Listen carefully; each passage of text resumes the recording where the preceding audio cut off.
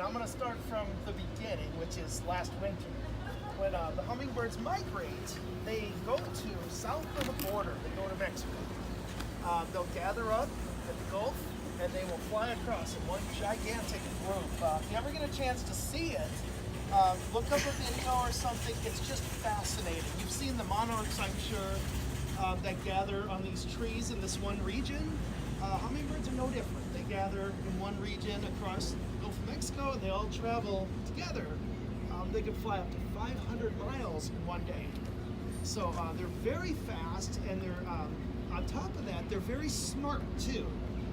As far as the brain to body size ratio, the hummingbirds are the most intelligent bird we have. As far as the size of their brain compared to the size of their bodies. So and it's very important to know that, because that's what lets them know where to go for the food. So and that's where this talk comes in here. So what they'll do then, and March 27th is the average when the first one is spotted, usually in Williamson County. That's when the first one gets spotted. Shortly after that, between then and April 15th, that's when the ones that left last winter are now returning to their feeding grounds, which is also their breeding grounds. Where we're the breeding area for the ruby-throated hummingbird. And so they remember that. They know where to go. It's uncanny how they know exactly where to go for their food. So what you do, if you don't have them, don't worry about it, because you can get them. If you don't, you can get them rather easily. It's not that difficult. What you do is you have flowers in your yard. Now, a lot of shade plants, you probably already know, will bloom very early in the season, as opposed to a lot of the sun plants. Shade plants like pulmonaria, you've got your bleeding hearts, your columbine. These are all flowers that when they first start to arrive will be in bloom. So it's important to have something that they see that's colorful, bright. They see in the ultraviolet spectrum. Humans don't have that ability. Hummingbirds, butterflies, bees, they all do. What they're looking for is the reflection of the sunlight off the plant. And what they see is different from what we see. We might see just a plain orange flower. They might see a flower that has a very intricate pattern on it, which we can do, but it's more of a science thing. So I'm assuming most of us besides Carl are not scientists here. So it's best just to watch the hummingbirds and see what they like. So that's how I do it, at least. So once you have them in your yard, so that's where the fun happens. First, they look for these flowers. Once they see them, they're attracted to it. Now, if they know if they left your place last year, the very same ones that left will come back to your place. That's where they go, and you can actually see this taking place. If you look up, sometimes you can actually see the scouts coming by. So what happens this time of year is that the ones coming back are going to fly over. They're scouts, basically. That's the word usually used to describe these first ones that come through. It's usually of the male hummingbirds first, the strongest, the ones that are the most well-fed, the ones that know all the places to stop to feed on the way here. They'll be the first ones to show up. And so what they do is they'll fly over, they find their feeding grounds.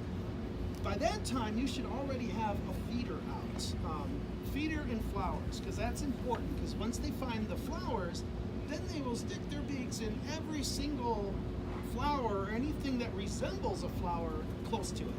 So that's why it's important. At the beginning of the season, you can have your feeder out. Late March is a good time because they do start flying over then. Have your feeder out, but you could do something as simple as just having a small container nearby. If they'll see the container and they'll start feeding from it, and then they'll say, this is going to be my territory now. And if it's a female, they'll feed there. If it's a male, the male will claim the spot as their own. Now, I'm sure all of you have seen hummingbirds and how they fight. Some people think they're playing. We know better. We know they're fighting, but we don't tell them. We don't tell them they're not getting along. If it's a female, she will just hang out and feed whenever possible. If it's a male, he claims the territory and says, this is my garden. Nobody else can feed here unless I say so. And that's when the rest of the hummingbirds start passing over, and you can see the females, as they come over, the male will go up, bring the female down and say, look at all this food, be my mate, and you can have all this garden. I will let you feed here. If it's a male, the hummingbird will say, I'm sorry, but this is my garden, you need to go somewhere else. And that's what happens. That's where you see a lot of this fighting take place this time of year. What you can do is to have more than one feeder at that time. You will have one. I'm sorry, no. Does anybody drive a maroon colored USM tag Honda or Acura SUV? Okay, just want to make sure it was none of you. Sorry to interrupt. So what you can do in that case, and this is not a bad idea anyway, to have two feeders that are not within view of each other. What can happen is, say you have a feeder here, say you had a feeder hanging right here on a hook, and you had one here, the male hummingbird will find a tree there and watch both of them and say, these are both mine, nobody gets this but me. So what you do is you take one feeder and you put it around the corner. Now if you have the hummingbirds, again, back to their intelligence, they will find a place where they can watch both of them. So the goal is to make it to where you cannot guard both at the same time. In doing that, the next male that flies overhead can go to the other feeder and he will claim that one. And that's kind of how it starts. They hear the commotion, they hear all the chirping, they hear that, and then they're attracted to it as they fly over. So you can develop multiple colonies, and this also goes to where the males say, you can feed here. So you can start multiple colonies, which, by the way, the males can sire as many females as they can find. And so the more feeders you have that are not being guarded, the more colonies you can get. And then when they're there, I don't know have you ever seen the mating ritual with hummingbirds? It's fascinating. Every now and then you can see this. It happens often when you have an established male. The male, and this sounds very bad, the male will knock the female to the ground and then do this U-shaped flying. And what it's doing, it can get up to 60 miles per hour when it gets at that bottom of that. And it's showing her his throat, the red throat, and it's the sound. And so the female sees this and then determines if the female wants to stay or not. And so it sounds bad, but that's just the way it is with hummingbirds. But if the female likes what she sees, she will stay around, and the male will say, build a nest over here, and the female will. Now, each nest can hold up to 5 hummingbirds. Out of those 5, and I'm sorry to say this, out of those 5, maybe 2 will live. They're very tasty, they're very noisy young, and so they attract squirrels. Everything eats hummingbirds that can catch them, and that's the only time they can catch them. Nothing else is able to capture a hummingbird. It's difficult with a net. Animals have trouble. Cats have a hard time. Of course, don't put your feeder right on the ground. You want it to be at least 3 feet up so that the hummingbird can see around the feeder. That way it's aware of any predators, any threats or anything, that they can get away as long as you have a 3-foot. So just don't put it right on the ground. If you have a shepherd's hook, just make sure it's up at least 3-4 feet or so. As far as plants that attract them, the plants that are fading, the shade plants that have the blooms on them start to fade. Then you need to start looking at the spring plants, which fortunately there's a lot of them you can do. There's a lot of plants that really do well at feeding the hummingbirds. One, for example, I'm going to get this one here, and this is going to be at the top of every list of hummingbird plants, is the lobelia, cardinal flower. There's many different varieties, and at least from what I can tell, they don't seem to care what cultivar it is. Of course, you could get the native one, which is about 5 feet tall. These are about 18 inches tall. There's ones that have burgundy leaves. They don't seem to care about the plant itself, but this is something they see, and they go right to it. Every time. And that goes to the photography I was telling you about earlier, is that I'm always trying to find plants that bring them to where you can get a good photo of them. And this one does a great job of that. Another thing to realize too is that when they're in Mexico for their winter home, a lot of the plants we call annuals are perennials there.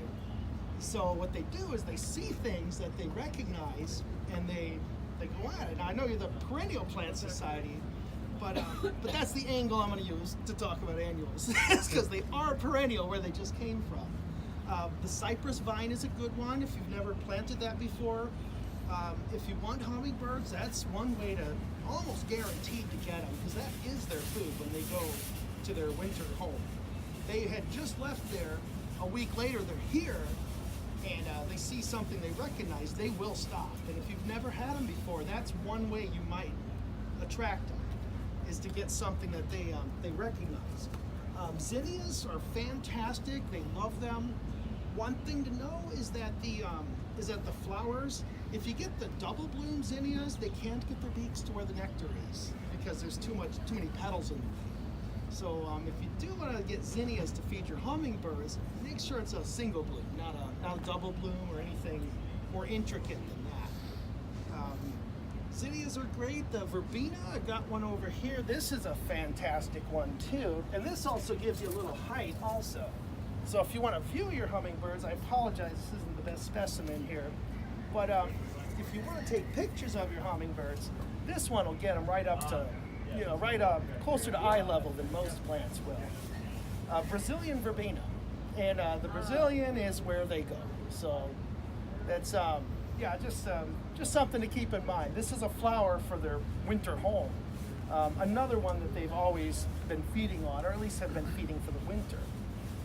Again, when they know there's flowers at your place, remember they will come back to your location, to the exact feeder that you had. I want to talk about feeders for a second. Have any questions about flowers, plants, or anything so far? Okay. What's some things that will grow in the shade? Shade. Pulmonaria is a good one. That's a great one. You can do bleeding hearts. Columbine is a great choice if you have a dry area. Of course, later on, the hostas will bloom. Hummingbirds love hostas. They will bloom. Any blooming plant is okay, pretty much. But the early bloomers are the ones that are going to be the most attractive to them when they first show up. So, just something to keep in mind. Okay, feeders. Now, this is the So Real feeder. I'm a little partial to these. I'll show you why here in a second. First of all, keep this, if you walk away with anything from this, make it this one thing. You gotta clean your feeders every time you change it. Those that have, any of you have feeders? Do you feed them? Okay. You might have seen this when it gets real hot, when you have humidity. Our summers can be very hot. 90 degrees, 70% humidity. That's a recipe for mold. And what can happen is, since you're using sugar water, at least I hope you are, everybody knows by now, I'm not even going to go into detail about not using dye. We don't need to do that. It's not necessary. 4-to-1 mix, 1 cup of sugar, 4 cups of water. That's all there is to it. You don't need more than that. Which, by the way, that ratio is identical to the amount of sugar and nectar in the wild. So just 4-to-1. Some people will say use 3-to-1. It'll bring more hummingbirds. It's not true. They don't care. They just need the same thing they're getting in the flowers, which does the trick for them. They're not looking for red. They don't care about the color. All they care about is that there's a feeder that has food for them. So, with that said, clean them, because that mold you might see sometimes when you do get that mold, it's this black mold that forms in the nozzles here, and sometimes you'll see it in the basin. That mold, I'm gonna do a little doom and gloom myself here, and I hate saying this, but it's worth mentioning, is that first of all, that mold is 100% fatal to hummingbirds. When the females feed their young, what happens is it swells their tongue up. That's what it does, and they can't feed. But what's even worse is they can't feed their young, and so the parent dies, and so do the young. The young die either because they've been passed on this mold, or that the mother just can't feed the young, and so they starve to death, which is extremely sad. There's been videos out there circulating showing a hummingbird snoring or something like that. Those videos are not the hummingbird snoring. It's dying. It's sick. It's diseased, and that's what can cause it. So just know that, clean it. Like I said, if you, anything at all, walk away with, make sure clean your feeders. So important. How often? If it's 90 degrees out, every time you change it, and you should change it 3 times a week. It sounds like a lot, but when you get that mold, it's just so important not to have that. One thing, a little bottle brush like this, I don't know if you can see this or not. If you don't have one, get one, because it's hard to clean inside these things, but this makes it very, very easy. You can use a vinegar and water mix, just put your feeder in there. I recommend if you, during the hottest times, to get multiple feeders. I know it sounds like a lot of investment, but you could have one soaking in vinegar and still have one out. It's always, you always want to have one out. You don't want that hummingbird to see there's no food. If its food is gone, it will be mad. It'll get over it in most cases, but nobody wants angry hummingbirds in their feeders. So that, I'm going to go into this too. I'm going to show you a couple things here. Ant modes. Do any of you know what this is? An ant mode. Okay, great, great. Holds water. You put it on your feeder, like so. Oops, I got my hook here. But if you had a hook, you can put your feeder on here, fill it with water. Keeps ants from going into your feeder. They can't swim. And keeps them from going into your, when they get in there, they can die and they'll rot, which will further encourage that sugar to ferment. And bad news, you don't want that for sure. We don't want intoxicated hummingbirds either. We want good, happy ones that are healthy so they can breed and make more hummingbirds. So, this one I like because it's got a built-in ant moat. But the real reason that this variety is what I like, we don't sell them here, unfortunately. We're more plant-based than hummingbirds. But the good thing about this, and some of you may appreciate this, is that the whole thing comes apart. Makes it very easy to wash. You can even remove the nozzles here. The whole thing can be disassembled. So that's why I like this. It just gives you a more clean one. If you're soaking it, you can just put the whole thing in a bucket of vinegar water and let it sterilize that way. You don't use bleach? No, unless it's a very weak mix. You don't want to, you can probably use a weak mix of bleach, but vinegar is a safe alternative. And I say that because hummingbirds are so sensitive to everything. They're very delicate, even though you wouldn't know by watching them fight. They're very delicate. It doesn't take much to harm one. And that's also part of the reason they might have 5 and then 2 of them may live. Because they're susceptible to so much, not just other predators, but disease, anything, a lot of things. So is it just straight white vinegar, or is it a vinegar water mix? It's a vinegar water mix. Yeah, it doesn't have to be a very strong mix, just enough to sterilize. I'll use a 5-gallon bucket and I'll throw in 1 cup, and it seems to do the trick. At least enough to where I can smell the vinegar, so I assume it's working, but I still wash it on top of that too. Main thing is just preventing that mold from forming, because that's bad news.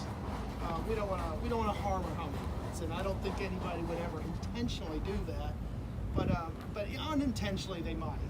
How long do you soak it? I leave it in there for about an hour at least, just to sterilize it. I might be going overboard, but I'm pretty cautious about my hummingbirds. I like to make sure that they stay happy. So I'd rather play it on the safe side, just knowing what can happen if it's not clean. So I wanted to bring that up too, just clean your feeders. Very important. I assume you rinse afterwards. Yes. Yeah. Rinse it out. What you're doing is you're killing the mold, because when it's 90 degrees and humid here in Tennessee, there's no way around it. You have sugar water cooking in the sun under glass. It is going to get moldy. It's going to go bad. You'll see little fibers forming in your sugar. If you see that, dump it out. Keep it refrigerated, by the way. You want to make sure it's refrigerated. Other than that, I'm not really sure what else. If you have any questions, I'm happy to help. I might have. Do you do anything about wasps? Occasionally you'll get wasps. Unfortunately, no. There are some feeders, like this one they say is wasp-proof, but I still get yellow jackets. So, That's probably it. yeah, there's a new one out. If any of you were at the Lawn and Garden Show there's this new feeder that's really getting great reviews. It does. I wish I had brought it. I didn't think about that, but supposedly this one is not only wasp proof, it's also machine washable, and that's a big one. That's a huge thing to have one you could sterilize in a dishwasher. But sterilization, cleaning, all that is so critical to that. So just clean your feeders and tell all your friends to do the same. Where'd you get that one? That one I got at the Home Depot in Bellevue, which they're $9.99, so it's not a huge investment either. And yeah, it's a great feeder. Again, you could take them apart completely, and that's a big deal. I've seen feeders that were glass that looked absolutely beautiful, but just these beautiful, fancy, hand-blown feeders. But then I've seen the Hummingbird try to get its beak in there, and its tongue couldn't reach the food. I get that. It's pretty and all, but it doesn't feed your hummingbird. So why have a feeder that can't feed them? Do you think that new one might be online? It is. It's called, I think it's the hummingbird.feeder.com. When we're done, I'll look it up and I'll make sure you know. It's this very unusual look. It's like a hexagon grid, and every nozzle is raised up off the top. And supposedly bees can't get their tongues down to the nectar, and so they just fly off and they leave it alone. Same with butterflies and wasps. Hummingbirds have no problem with it. So and that one's hitting the ground hard. People are loving this. Good reviews. But we have yet to see this feeder in action during the migration, which that's the next logical thing to talk about. Is once you have your colony of hummingbirds, and each one can do up to 3 clutches a year, which means that you can have up to 15 are going to get they're going to lay eggs enough to have 15 hummingbirds. So out of those, 2 might live, or all 5 might live, who knows, anywhere. So up to 15 per hummingbird, or at minimum 6 per hummingbird. Now, will they share? Because so many times you see them dive bomb. Yes. Well, sharing is a very, I don't know if that's the right word. They will all fight over the feeder, but if you have enough feeders, I found it's best, and this sounds almost wasteful, but it's really, you're accommodating them by putting multiple feeders out. One thing I've noticed too about the feeders is some people say to cluster them together, which I will do, even though I say separate them this time of year. Later on, you can put them together once they get to the point where they're fighting over food, because no matter what you do, they're going to fight over the food, but they'll all get their nectar for sure. They even though it's not easy for them, they do. So yeah. Our females fight over them. Oh yeah, they do. And a lot of times, if you have more than one, you'll see the male sitting by himself on one feeder while all the females fight over the other feeder. It's yeah, that's just how they are. But even though they're fighting, they still manage to all get a sip or two. They don't need as much food as we give them, but they like it, so that's why we give them. That's why we give them a whole feeder. If you fill that up, that's enough to feed every hummingbird in the state of Tennessee for a day. Yeah, they don't need that much, but since it's sugar water, it's not a huge investment of other than just a little bit of time, which of course, if you're just boiling water and putting it in a container, it's mostly on the time. So it's not a huge investment of money, it's the time, but then the cleaning, but the reward is you can have many hummingbirds as a result of it. That's why we do that. They do pollinate, but they're not known as a great pollinator. We do it for fun because we like seeing it. That's why I do it, at least. I'm sure we all do. Have you seen any other varieties ever? There is the Annas. There's an Annas and a Rufus, and I forget which one specifically. Forgive me for that, for not being more prepared on that area.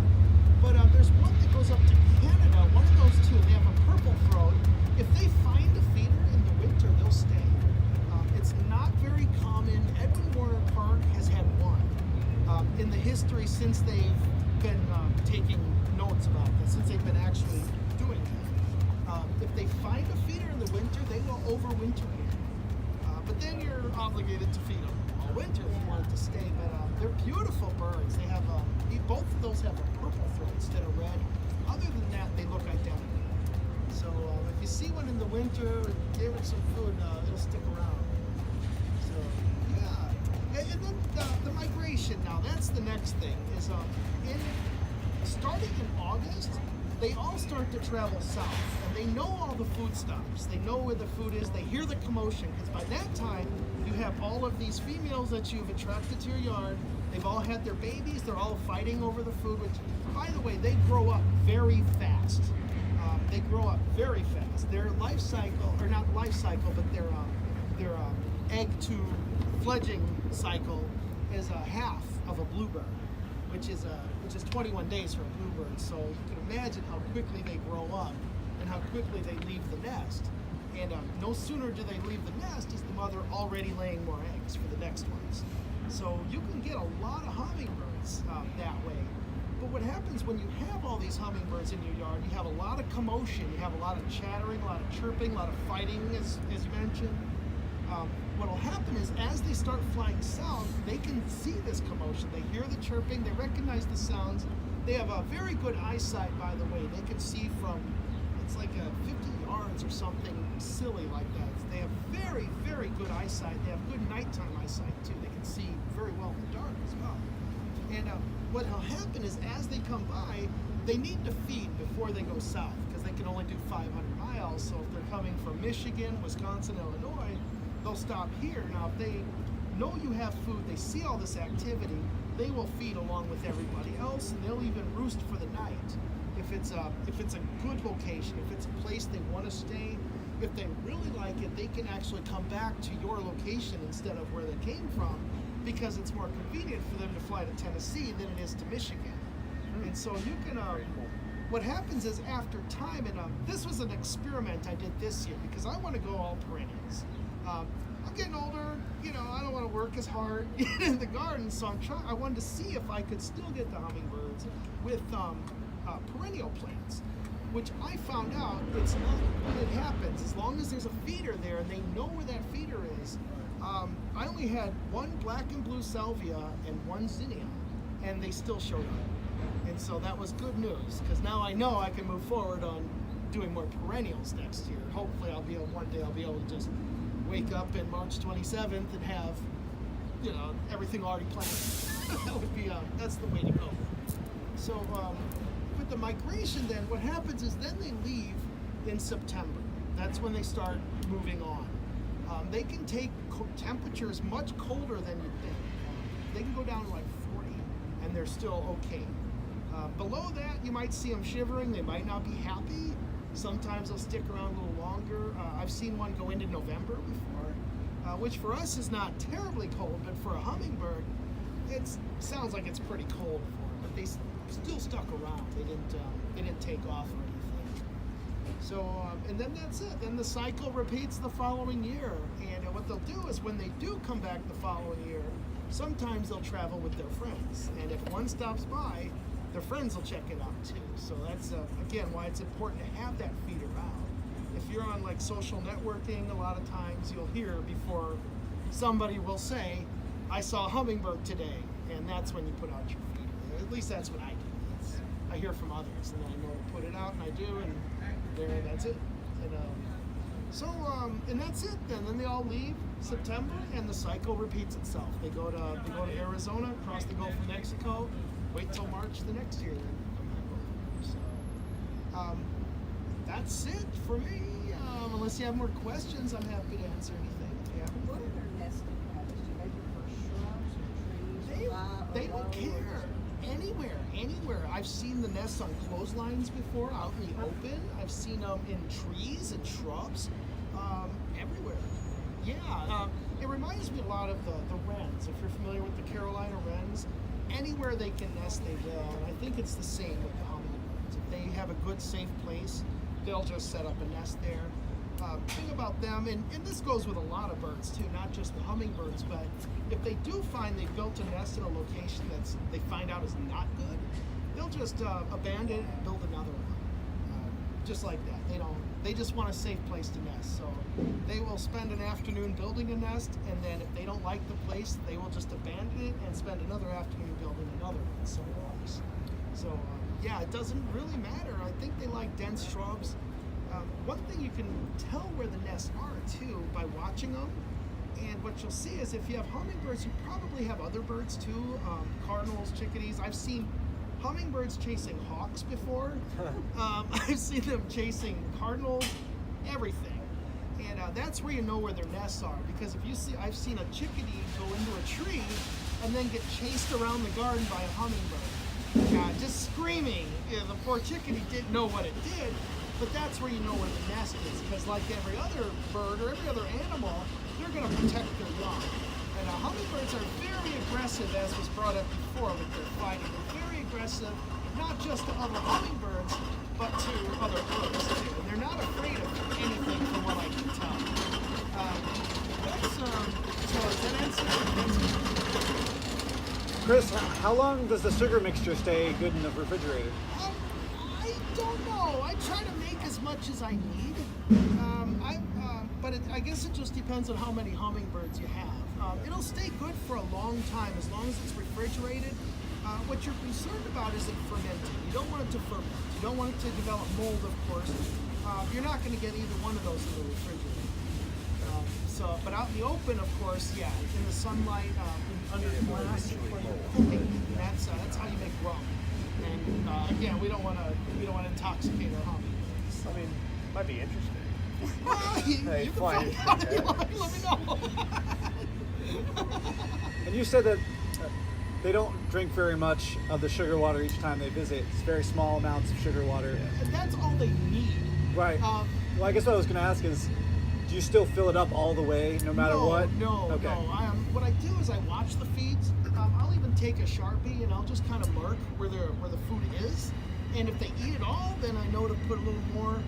I just gauge it by the number of hummingbirds that show up here. One thing that can happen if you do attract them and you stay on top of it, after years, you can have a lot of hummingbirds in your garden. You can have a lot.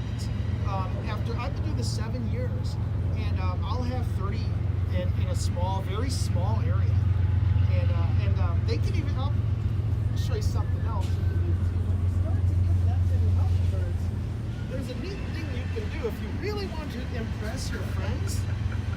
This is called a button, or a humdinger is what it's called. Here, you can pass that around. That's called a humdinger. You can order those, this one too. And this is a votive candle holder. What you can do is once you have enough of them and they start competing, you can fill that with sugar water. I put mine in a little votive candle holder. The reason is why is because you can set this next to a feeder. They will know what that looks like eventually, and they'll start getting tempted out of that. In time, you can hand feed your hummingbirds. You can actually pick it up while they're feeding and just hold it like that. They will come to you. Now, I use the votive candle holder here. I use this because that way you don't get sugar water on your hands. And that's the only reason I do it. Plus, it feels good in your hand. It's kind of heavy, and so I'll just set that there like that. And you can put this over here. Eventually, one will use it. The others will see that. Again, they're large brains. They see that, and then they will all start feeding from that. After a while, you can just hold it like this and just walk around the yard and feed your hummingbirds by hand, which is kind of neat. That's very cool. So, is it too late now to put out stuff? Should it wait until next March? Go ahead and put stuff out. No, it's not late at all. There's stragglers still coming through, and what happens is those that have put out one feeder and 2 males are competing over it. One of those males is gonna have to find somewhere else to go, and they're pretty resourceful when it comes to finding sources of food. So it's not too late at all. You could say that through June, into June, maybe not towards the end, because by then they're already mating and they're already making babies. But while they're still trying to establish territory, it's never a bad time during that period. So, anything else? Any questions? I ordered this on Amazon. Oh, okay. Yeah, the wood thrush shop, if you're familiar with that on Belmead, they sell them sometimes. If you don't feel like ordering online, just give them a call. John, good guy, he'll help you out with that. And if he doesn't have, he probably would order them for you. Just knowing him, how he is, he would probably order from if he didn't have them yet. But yeah, a lot of fun because you can actually feed your hummingbirds by hand like that. But the hummingbirds, they don't seem to care who it is either. So I've had children hold it to these feeding hummingbirds before. And that'll brighten your day. And it's also something they will never forget. And that's